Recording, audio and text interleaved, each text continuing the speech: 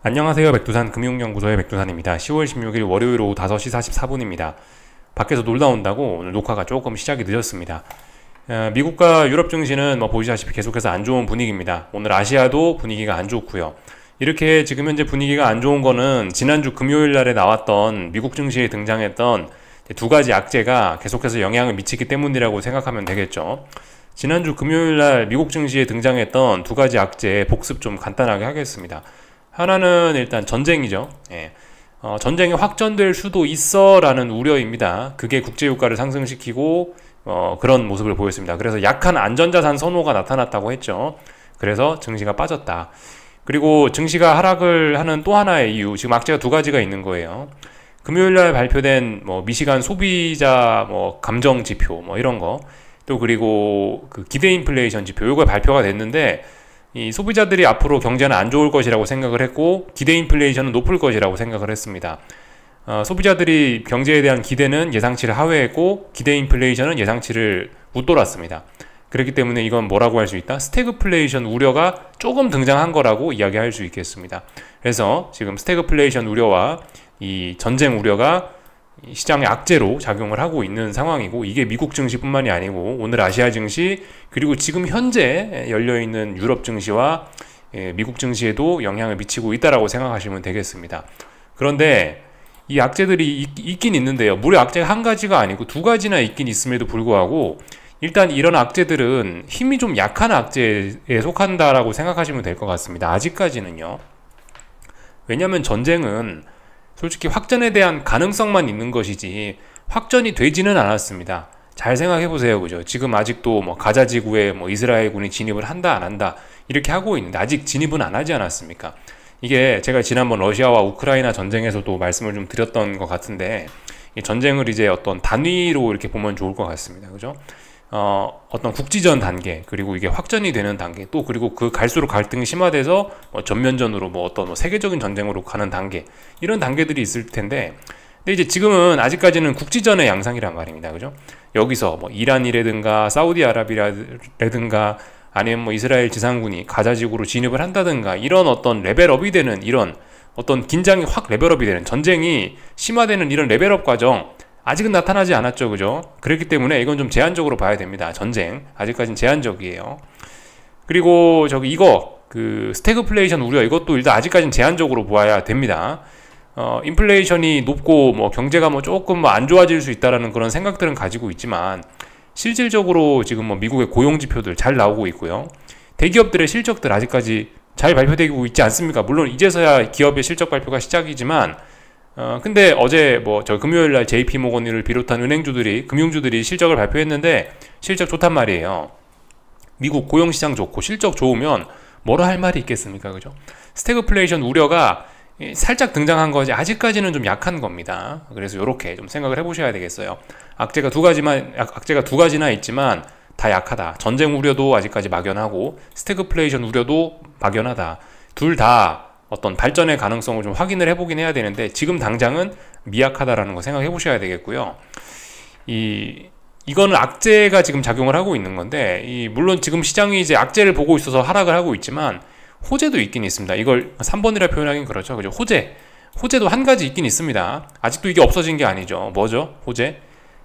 연준의 금리 인상 불필요론, 10년물 국채금리가 너무 많이 올랐기 때문에 지금 이번에 FOMC 회의에서 기준금리 인상하지 않아도 돼. 연준의 기준금리 불필요론, 그게 나오고 있는데 이게 완전 불식된 게 아니란 말입니다. 이거 아직도 살아있어요.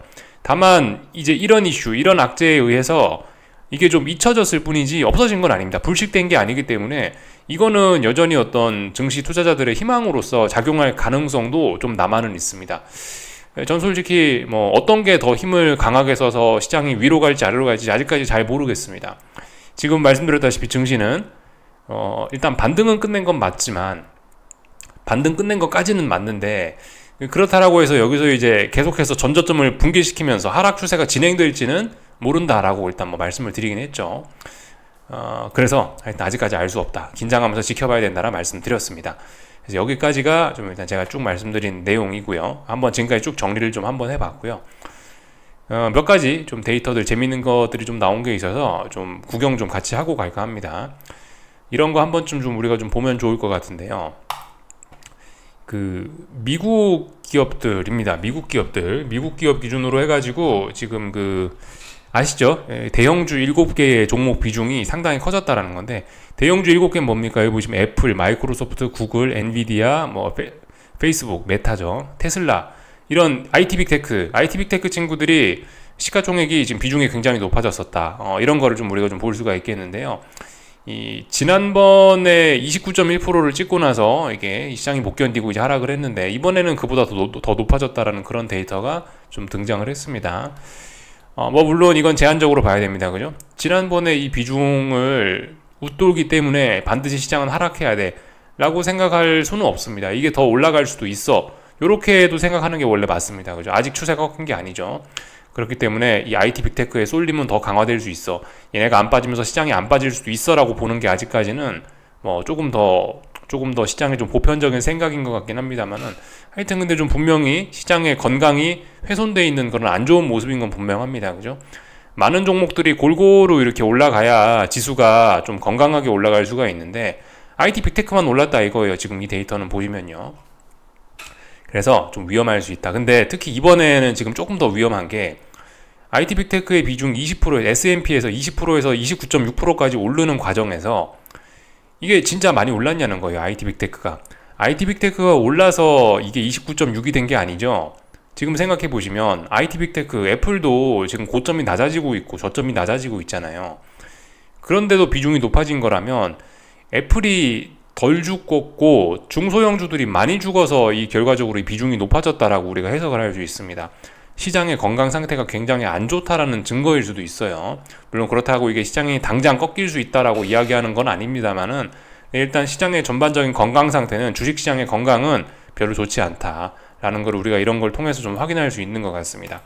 대표적으로 지금 건강 상태를 지금 저 데이터를 이렇게도 좀 볼 수가 있는 거죠. 나스닥 요 꼭대기에 있잖아요. 근데 러셀 2000은 여기 밑에 있죠. 예, 지금 이런 모습이 결과적으로 이 IT 빅테크의 시가총액 비중을 높였고, 이게 지금 시장이 뭔가 좀 밸런스가 깨져서 건강이 안 좋다라는 걸 보여주는 데이터라고 할 수 있겠죠. 이런 거 우리가 좀 생각을 해볼 필요가 있겠습니다. 흥미로운 데이터를 하나 봤고요. 유럽 같은 경우는, 유럽에도 이제 미국의 IT 빅테크가 있다면 유럽에도 뭔가 그 대형주들이 있을 거 아닙니까? 증시를 전체를 이끌고 올라가는 시가총액 대형주들이 있을 텐데, 유럽 같은 경우는 뭐 보시다시피 우리가 잘 알고 있는 명품들이 그 대장 자리를 이끌고 있습니다. 예를 들면 여기 밑에 보이시죠? 그 루이비통이라든가 로레알이라든가 뭐 크리스찬 디올, 우리가 다 아는 뭐 페라리라든가 이런 회사들이 이렇게 여기 자리 잡고 있는데, 참고로 유럽에 있는 이런 대장들은 이미 꺾이기 시작했다라는 겁니다. 그래서 지금 독일 증시나 뭐 유럽 증시나 이런 지수들이 약한 것일 수 있죠. 지금 그래서 이제 그 보시면 IT 빅테크, 미국의 대형주들은 아직까지는 잘 버티고 있고요. 유럽의 대형주들은 이미 꺾인 상황이죠.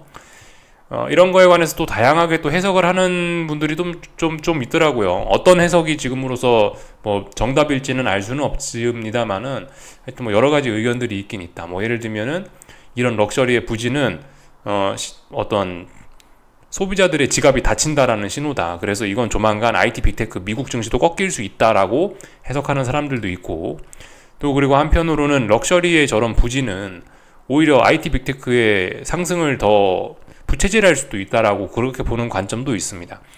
어떤 쪽이 될지는 뭐 저도 뭐 잘은 모르겠습니다만은, 일단은 이제 여러 가지 생각들을 할 수가 있긴 있는 거고요. 예, 일단 뭐 저 같은 경우는 제가 봤을 때 이런 지표들은 그냥 일단 유럽 증시의 분위기가 안 좋아졌구나, 그냥 이 정도로만 그냥 생각하는 게 그냥 가장 그냥 객관적인 관점이 아닐까 싶습니다. 미래에 어떻게 될지 모르는 거고, 일단 유럽 증시는 약해졌네, 그만큼 투자 심리가 안 좋긴 하구나, 그래도 아직 미국은 투자 심리가 좋구나, 이 정도로만 그냥 가볍게 보고 넘어가는 게 그냥 가장 그냥 어떤 무미건조하고 그냥 어떤 김칫국 안 먹는 그런 해석일 것 같다라는 생각이 듭니다. 그래서 이런 거 우리가 좀 참고적으로 알면 좋을 것 같습니다. 그래서 뭐 루이비통 뭐 이런 이야기를 지금 좀 전에 지나가면서 하긴 했는데, 지난주에 루이비통이 실적을 발표했다고 하더라고요. 근데 오히려 실적 발표 이후에 지금 주가가 더 흐름이 안 좋다라고 합니다. 이런 걸 통해서 이제 이번 주에 미국 증시도 본격적으로 이제 기업의 실적 발표가 좀 시작이 되긴 되는데요. 일단은 예, 일단 지금 실적 발표가 시작됐는데 별로 전반적으로 일단 증시의 흐름은 좋지 않다라는 거를 일단 우리가 좀 생각을 해볼 필요는 있겠습니다. 그죠? 네. 보통 이제 지금까지 강세장이 사실 지금까지 쭉 펼쳐지지 않았습니까? 한동안 뭐 미국 증시, 유럽 증시 다 전반적으로 세계 증시 분위기 좋았는데 사실 실적이 지난번부터 좀 증시에 안 좋은 영향을 미치긴 했어요.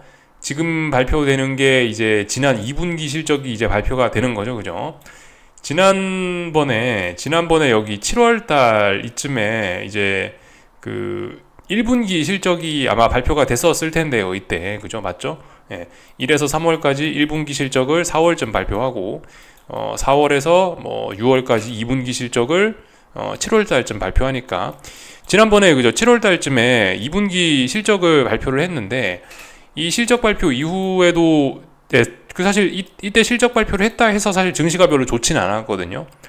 또 그리고 뭐 이번에 최근 며칠간 보면은 뭐 말씀드렸다시피 루이비통이 실적 발표 이후에도 뭐 7% 급락했다. 어젯밤 금요일 날 밤에 JP모건이 실적 발표했는데 증시의 상승을 이끌어내지 못했다라는 거, 이런 것들을 보면은 사실 뭐 제가 뭐 이런 이야기를 하긴 했습니다.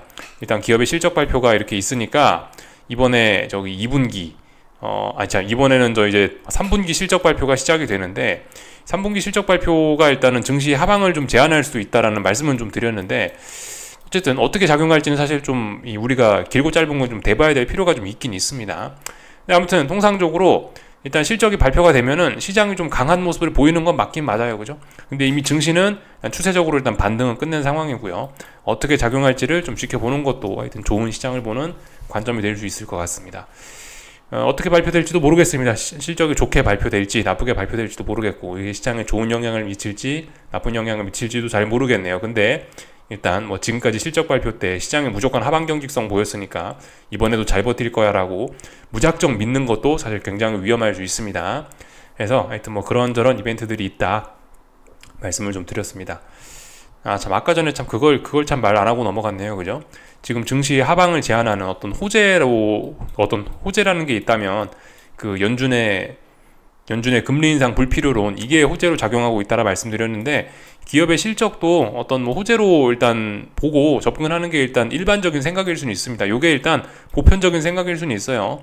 기업의 실적 기대감 때문에 폭락하지는 않을 거 아니에요. 기업의 실적 기대감으로 하방 경직성을 만들어내는 게 일반적인 현상이니까, 일단 뭐 호재라고 한다면 연준의 금리 인상 불필요론과 기업의 실적 발표, 이런 것들이 증시를 받치는 그런 어떤 호재, 뭐 이런 것들로 작용할 수 있겠다 싶습니다. 기업 실적 발표가 이번 주에 시작되는데 요걸 말씀 안 드렸네요. 하여튼 이번 주에 뭐 테슬라 실적도 있고 중요한 것들이 많이 발표가 됩니다. 그렇게 해서 이제 실적 발표가 언제 끝나게 되냐면 11월 초쯤인가? 그때 애플 실적 발표가 되면서 웬만한 기업의 실적은 다 발표가 되고, 이때쯤 하여튼 실적 발표 끝난다. 그리고 이때쯤 FOMC 회의도 있거든요. 그래서 이때가 좀 진짜 중요한 때가 되지 않을까 싶습니다. 아직은 어떤 이 11월 초를 위한 좀 전초전 뭐 그런 느낌이 좀 들긴 합니다. 그래서 전반적으로 쭉 이야기를 좀 풀어봤습니다. 보고 싶은 데이터들 좀 같이 좀 잘 봤고요. 쭉 다 말씀을 드렸고, 하여튼 이제 실적 시즌 시작되는데, 넷플릭스 같은 경우는 뭐 실적 전망치를 좀 낮게 잡았다, 뭐 투자 의견을 강등시켰다, 매수해서 뭐 중립으로 변경했다, 하여튼 뭐 그런 이야기들이 돌면서 하여튼 실적 발표에도 불구하고 이게 지금 예전과 같이 그렇게 사실 꿈과 희망에 가득 차 있는 그런 실적 발표의 분위기는 일단 아니긴 합니다. 조금 좀 분위기가 좀 안 좋은 상황에서 일단 실적 발표 시즌이 시작이 되긴 했습니다. 여기까지 말씀을 드렸고, 월요일이죠. 이번 주에 우리가 좀 주목해야 될 만한 이벤트는 제 생각에는 화요일 날쯤인가 일 거예요. 오늘 밤은 아니고 미국의 소매 판매가 발표되거든요. 소매 판매 지표 잘 보시면 좋을 것 같습니다. 소매 판매 지표가 너무 좋으면 인플레 우려 나겠죠. 소매 판매가 너무 안 좋게 나오면은 금요일 날에 미시간 소비자 심리 지표 이런 거 나왔는데 안 좋았는데, 소비자 판매 지표까지 소매 판매 지표까지 안 좋게 나와버리면 스태그플레이션 우려가 강화될 수 있겠죠. 적당해야 지금은 가장 좋습니다. 너무 뜨겁거나 너무 차가우면 시장에 어쨌든 둘 다 이래저래 악재로 작용을 할 수 있다. 경제가 너무 좋아도 악재, 경제가 너무 안 좋아도 악재, 이렇게 생각을 하시면 좋을 것 같습니다. 쭉 다 말씀을 드려봤습니다. 오늘 지금 이제 시장이 사실 오늘 이제 전반적으로 시장 분위기는 안 좋습니다만은 그럼에도 불구하고 막 대폭락까지는 아니죠. 오늘 한국 증시도 빠지다가 좀 올라왔고 미국 증시도 아직 뭐 애매한 구간이고 오늘 뭐 그죠. 하여튼 전반적으로 지금 급락 폭락은 아니고 분위기가 나쁘지만 막 최악은 아닙니다. 금요일 날 좀 많이 빠졌었다가 지금 이제 반등하는 뭐 그런 영향도 지금 시장이 좀 버티고 있는 지금 시장이 버티고 있는 건 지난주 금요일 날 뭐 좀 많이 움직였기 때문에 지금 좀 그냥 버티고 있는 것일 수 있고요. 재료로 따지면 이런 것들이 또 영향을 미칠 수도 있습니다. 그죠? 전쟁 이슈. 바이든이 가자지구 점령하면은 큰 실수가 될 수 있다라고 하면서 확전을 막는 그런 모습을 보이면서 국제유가의 상승도 주춤, 증시의 하락도 주춤, 뭐 이런 것도 좀 영향을 미쳤다라고 볼 수가 있겠어요. 하여튼 지금 눈치만 엄청나게 봐야 되는 그런 구간에 와 있습니다. 저 같은 경우는 어쨌든 그래서 금요일 날에 미국 증시 하방을 진입을 했는데 잘 됐으면 좋겠지만 뭐 잘 안 될 수도 있는 겁니다. 그래서 손톱 물어뜯으면서 이제 차분히 지켜보면 되는 겁니다. 초조해하면서 이제 지켜보다가 나의 매수가를 위협하지 않으면 계속 들고 가는 거고 나의 매수가를 위협하면 또 도망가는 거고요. 그죠? 그런 식으로 전 이제 또 보유자의 입장이 또 됐으니 위험 관리나 하면서 슬슬 느긋하게 지켜보려고 합니다. 쭉 다 말씀드렸습니다. 이제 오늘 기술적인 이야기들 조금씩 좀 하겠습니다. 참고로 요거 지금 띄워져 있는 이 차트는 이게 이제 루이비통인데요. 왜 잘못 눌렀네. 다시 한번 키겠습니다. 뭐 이야기 좀 한번 하고 넘어가죠. LVMH죠. 이거 또 오타. LVMH죠. 루이비통. 이거 보시면은 지금 주가가 애플하고 사실 거의 비슷해요.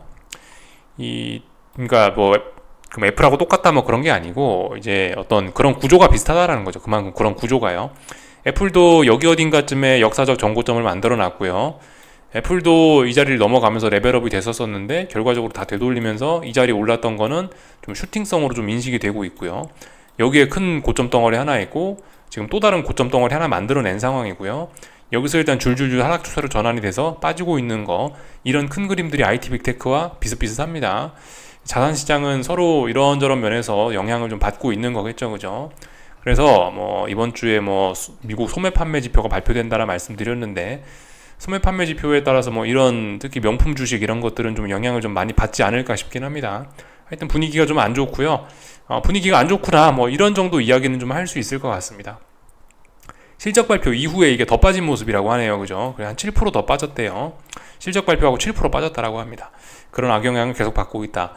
옛날 이런 구간 같으면은 이제 실적 발표하면 무조건 주식이 오르는 이벤트라서 일단 호재라고 제가 말씀은 좀 전에 드렸는데, 근데 지난번 7월 달쯤부터 해가지고 시장의 움직임이 좀 달라지기 시작했죠.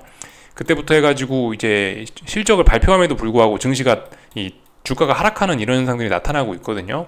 지금 이제 다시 실적이 발표가 됐는데 또 빠지고 있습니다. 이게 미국의 IT 빅테크에도 나타나지 말라는 법은 없어요. 그래서 하여튼 실적 발표를 무조건 증시에 좋은 기대감 이런 걸로 해석하기는 또 그렇게 해석하기는 또 어려워질 수 있다. 이 정도 말씀 좀 드리고 싶네요. 그래서 일단 쭉 이야기 다 드렸고 오늘 기술적인 이야기들 좀 하고 마치겠습니다. 중국 증시 오늘 빠졌네요. 그죠? 오늘 개장한 거 맞죠? 오늘 중국 증시 빠졌고 지지력 없습니다. 계속해서 말씀드리지만 이 자리에 지지력이 보이지 않습니다.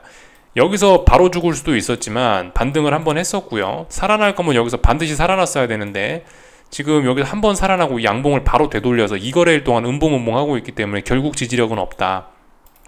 지난번 이거는 속임수였다. 여기는 지지력이 별로 없고 저항만 지금 누적이 되고 있습니다. 그나마 예전엔 여기까지 올라왔지만 이제는 여기까지 올라오기도 좀 힘들어 보입니다. 그래서 사실상 이 전저점까지 목표치는 열린 거고 여기를 지지하겠다는 의지는 이 정도면 없는 것으로 보긴 봐야 되는데 아직 막상 붕괴시킨 건 아닙니다. 그죠? 그래서 이런 모습이 지금 나타나고 있다. 굉장히 불안합니다. 그래서 여기까지 아직까지 하락 전환 완전히 막 다시 된 건 아닙니다. 여기 지지할 수도 있죠. 근데 일단 지지력은 없다라고 보는 게 맞는 정도. 아직까지 근데 붕괴된 건 아니고 답답한 구간 안에 와 있습니다. 얘도 좀 고민스러운 그런 구간인 겁니다. 일본 증시가 오늘 좀 많이 빠지더라고요. 일본 증시 같은 경우도 보시다시피 이 정도면 지금 지난 몇 거래일 동안 올랐던 거 한 번에 다 뒤집고 다시 요날 양봉에 종가까지 붕괴시켰죠. 반등은 끝냈습니다. 얘도 일본 증시도 반등은 끝낸 건 맞아요. 이 정도면, 이 정도 하락했으면 조정이라고 보기는 너무 떨떠름합니다. 하락을 하긴 했는데요. 그렇다고 여기서 하락 추세로 전환이냐? 여기가 붕괴돼야 전환이죠. 그죠? 여기 지지력이 일단 별로 없습니다. 지지력은 별로 없지만 그래도 이 자리 붕괴가 되는지 안 되는지는 확인을 해봐야 될 필요가 있습니다. 여기 어딘간 그래도 좀 어떤 매물대 지지력이 있긴 있네요. 이렇게 볼 수 있을 것 같아요. 그래서 하여튼간 일본 증시도 좀 반등을 끝냈다. 세계 증시 지금 키높이는 거의 비슷한 그런 상황입니다. 유럽의 독일 증시, 조금 전에 개장한 독일 증시를 보면은 얘도 일단 빠지고 있습니다. 근데 말씀드렸다시피 이미 이제 지난주에 금요일 날에 하락하면서 반등은 끝낸 거고 하락이 자연스러운 상황이긴 한데 여기 직전 저점 지지력이 남아있죠. 그래서 아래 꼬리 달면서 하락이 일단 둔화가 되고 있는 것도 사실입니다. 반등을 끝냈지만 반등 끝냈다라고 다 바로 대폭락하라고 그건 또 아닙니다. 그죠? 지금 나와 있는 악재들 아직까지는 이게 좀 막연한 악재에 대부분 악재가 좀 막연합니다. 실질적으로 전저점을 붕괴시키기에는 조금 좀 재료가 좀 시원찮다라는 생각이 들긴 해요. 그렇기 때문에 이렇게 고민을 하고 있다. 하락이 둔화가 됐다라는 거 정도 우리가 볼 수 있겠습니다.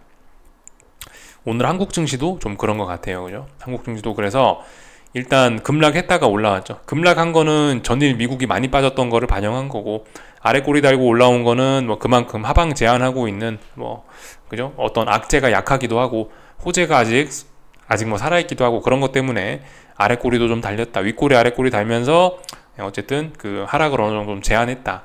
혼란스러운 그런 구간 안에 와 있죠. 그래서 뭐 특별히 다른 거 드릴 이야기는 없습니다. 얘도 이쯤 됐으면 반등은 끝낸 겁니다. 요 반등은 일단 끝난 거예요. 그렇지만 여기를 붕괴시켜야지 계속해서 아래로 갈 건데 일단 뭐 하락이 자연스러운 그런 모습이긴 한데 지지력이 있어갖고 어떻게 될지는 일단 알 수 없는 뭐 그런 구간입니다. 코스닥도 그래요. 근데 코스닥 건강 상태는 훨씬 안 좋죠. 코스닥 건강 상태는 최악입니다.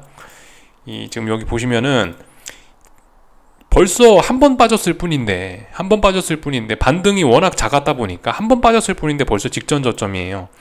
물론 이게 장점도 있습니다. 직전 저점의 지지력의 영향을 바로 받아가지고 그래도 장중에 이런 양봉을 만들어냈다라는 건 긍정적이나 벌써 전저점 테스트가 들어갔다라는 것 자체는 전반적으로 보면 일단 증시가 약하다는 걸 보여주는 신호입니다. 이거 자연스러운 결과인 거고요. 아직 여긴 붕괴되지는 않았습니다. 그리고 여기서 일단 지지하겠다는 의지가 보이니까 일단은 이렇게 쌍바닥 만들어질 수도 있긴 있는 거죠. 하여튼 근데 여전히 이 하락 추세 이거를 벗겨내지 못한 상황입니다. 이렇게 하다가 여기 돌파 한착 하면은요, 그러면 이 자리가 든든한 지지력이 되면서 제법 안전하게 안전하게 추세를 전환시킬 수도 있긴 있습니다. 지금 약하다고 무조건 안 좋게만 볼 수도 없는 거예요. 그래서 세상은 이런 면도 있고 저런 면도 있는 겁니다. 어떤 현상 하나에 대해서 무조건 좋다, 무조건 안 좋다라고 보기는 좀 어려울 수 있다. 아직은 좀 중립적으로 좀 봐야 된다. 지금은 약하지만 말씀드렸죠. 나를 죽이지 못하는 시련은 나를 강하게 만든다고. 여기서 죽이지 않으면 결과적으로 이 자리는 엄청난 지지력이 확인돼서 나중에도 크게 오르는 그런 힘을 만들어낼 수 있는 겁니다. 근데 지금은 일단 의미 있는 지지력은 분명히 없습니다. 여기까지 그냥 뭐 짧게 말씀드리면 될 것 같아요. 그래서 하여튼 뭘 하더라도 지금은 일단 반등시 매도 전략, 그죠? 한국 증시는 반등시 매도 전략, 하락 추세니까 이런 거 하시면 되겠고요. 다만 이제 직전 저점이 끼고 있어가지고 지금 좀 부담스럽죠. 하방 추격하기는 조금 좀 부담스럽고 뭐 그런 상황입니다. 잘 뭐 지켜봐야 되겠죠. 그래서 말씀드리는 게 즐거운 시간 잘 보내자. 또 그리고 위험 관리는 하자 그래도요, 그죠? 그렇게 좀 말씀을 드리고 있습니다. 참 저 같은 경우는 투자 스타일이 그래요. 어떤 특정 타이밍을 딱 잡아서 한 번에 진입하자 뭐 이런 겁니다. 전 사실 매집 이런 걸 좀 싫어하긴 합니다. 제가 매집을 해야 될 만큼 엄청나게 큰 돈을 굴리는 것도 아니고, 그래서 저는 기면 기고 아니면 아니다 이런 성격이라 어떤 특정한 타이밍을 딱 잡아서 집중 투자하는 거를 좋아하는 게 제 스타일이긴 한데요.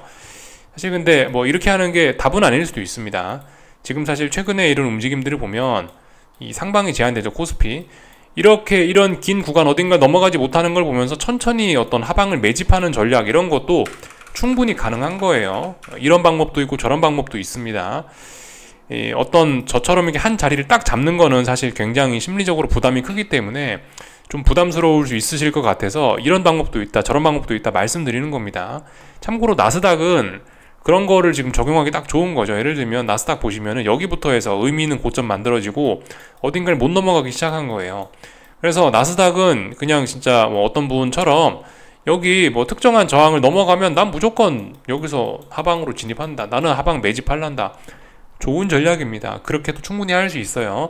왜냐면 지금 나스닥이 지금 이런 전략이 좋은 전략인 게, 나스닥이 오랫동안 상방을 제한하고 있고 박스권이니까 나는 박스권 위쪽으로 올라가면 하방을 진입한다, 좋은 아이디어입니다.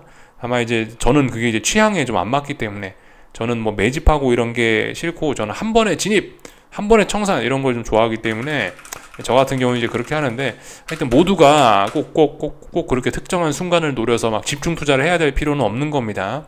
지금 충분히 어떤 반등시 매도 전략 하면서 느긋하게 매집할 만한 그런 근거가 사실 세계 증시 차트 곳곳에 묻어 있긴 해요. 그렇기 때문에 그런 걸 확인하는 방법도, 그런 걸 활용하는 방법도 있다라고 좀 말만 하고 넘어가겠습니다. 본인의 선택입니다. 뭘 하시든지는요. 이렇게 말씀드리고, 하나씩 좀 이제 달러 인덱스라든가 이런 거 좀 보면서 말씀드리겠습니다. 하여튼 얘도 분명히 지난주에 조정은 끝냈습니다. 다시 재상승 의지를 보였는데 얘도 아직 전고점 넘어간 건 아니죠. 전반적으로 다 어쨌든 이 혼란스러운 아직 그런 과정 안에 있습니다. 그래서 지금 어떤 이런 혼란스러움을 끝내려면은 뭔가 좀 재료가 필요하지 않겠냐 싶은데, 일단 그죠? 말씀드렸던 것처럼 기업들의 실적은 어떤 증시의 하방 경직성, 뭐 달러의 상방 경직성을 만들어내는 증시의 호재 같은 역할을 할 가능성이 있다, 이런 이야기 드렸고요. 그죠? 그리고 뭐 그 외에 여러 가지 경제 지표들이 안 좋게 나오는 거, 인플레 부담 이런 거 같은 경우는 증시의 상방을 제한하는, 전쟁 이런 거는 상방을 제한하고 증시의 상방을 제한하고 하락을 하는 그런 요인, 달러의 상방을, 전쟁은 달러의 상방을 여는 또 그런 이벤트가 될 수도 있겠죠. 하여튼 뭐 여러 가지 점들로 생각해 보시면 좋을 것 같아요. 하여튼 지금은 다 혼란스러운 과정이고 여러 가지 그런 말씀드린 이슈들이 좀 힘을 써야 한다, 이 정도 말씀드리겠습니다. 위안화는 오늘 어떻게 됐나요? 위안화도 뭐 박스권이죠. 박스권인데 하방 경직성 보이고 있다. 그래서 일단 아직까지 박스권이니까 할 말은 없는데 아래쪽으로 죽고 싶은 생각은 잘 없는 거죠. 하지만 위쪽으로도 제한적입니다. 어딘가 넘어가야 가니까요. 그냥 모습만 보고 넘어갈게요. 혼란스러운 구간이라 뭐 드릴 이야기는 없습니다. 엔화는 150이 지금 저항인데요. 사실상 돌파한 척한 걸로 보긴 봐야 되는데, 근데 일단 뭐 보시다시피 움직임이 좀 둔화가 되고는 있습니다. 언제 넘어가냐 시간 문제일 것 같긴 합니다. 그래서 달러 여기 엔화 약세는 여전히 유효합니다. 얘가 여기서 죽을 거면은 이까지 올라오지도 않았을 것 같아요. 제 생각엔요. 이거는 매수세가 강해서 언제든지 올라가려고 호시탐탐 여기서 기다리고 있는 그런 모습입니다. 싼 고점이 이렇게 만들어지는 경우는 잘 없습니다. 보통 고점이 낮아지지 이렇게 고점이 똑같이 올라오는 경우는 잘 없다. 지난번 일본 당국이 환율 시장에 개입했던 거 별 효과가 없음을 보여주고 있는 것 같습니다. 요까지 봤고요. 원달러 환율 잘 올라가고 있지만 답답한 구간이죠. 하방 경직성들 여기 어딘가 확인을 한 거고요. 하여튼 얘도 지난번에 60몇 원 올라갔다 도전했다가 밀린 거죠. 다시 재도전 하겠다는 겁니다. 그렇지만 아직은 좀 혼란스러운 그런 구간입니다. 여기서 또 꺾일 수도 있고 아직 어떻게 될지 모르는 그런 구간이다. 이번 주에 호재와 악재가 여러 섞여 있으니까 일단은 차분히 지켜보자라는 이야기 좀 드려봤습니다. 지난주 하여튼 후반에 목금 잠 못 자면서 미국 증시 어떻게 해봤는데요. 일단은 지금 이제 어떻게 뭐 하락하는 게 자연스러운 그런 상황이 되긴 됐고요. 연속성이 중요합니다. 하락할 거면 연속적으로 쭉쭉쭉 빠져주는 게 중요한데 어떻게 될지는 잘 모르겠습니다. 하여튼 좀 잘 지켜보는 수밖에 없는 거고, 하방 진입한 거 위험 관리는 어떻게 하면 될까요? 지난번에 진입했던 뭐 이런 자리들이 15,270 이런 자리들이 다시 올라오면 어떻게 되겠어요? 그러면 도망가야겠죠, 그죠? 쉬운 기준 이렇게 생각하시면 되겠습니다. 나머지 뭐 특별히 더 드릴 이야기는 없고요. 하여튼 유가도 혼란한 그런 상황이고, 천연가스는 이거 눌림시 매수가 맞습니다. 이거 지난번에 상승폭이 워낙 컸기 때문에 좀 눌림도 좀 세긴 센데요. 이거 아직 상승이 끝났다고 보기는 좀 어려울 것 같긴 합니다. 일단은 그 말씀드렸다시피 천연가스는 지난번에 직전 고점 자리 여기를 장대 양봉으로 넘어가서 의미 있는 매수세를 보였고 상승 추세로 전환을 의지를 보인 거고요. 눌림시 매수 전략이 맞긴 맞는데 아직 조정도 끝나진 않았습니다. 근데 이런 거 매매는 쉽지가 않다. 워낙 변동성이 크기 때문에 쉽지가 않죠. 자신 있으신 분들만 하셨으면 좋겠습니다. 요런 모습 전반적으로 하여튼 알 수 없는 뭐 그런 가운데 증시는 상방을 좀 제한하고 있다. 하방을 제한할 요인도 있다. 어떻게 될지는 모르겠다. 요런 이야기 쭉 드려봤습니다. 궁금한 거 리플 남겨주시고요. 내일 아침에 뵙도록 하겠습니다. 여기서 마치겠습니다.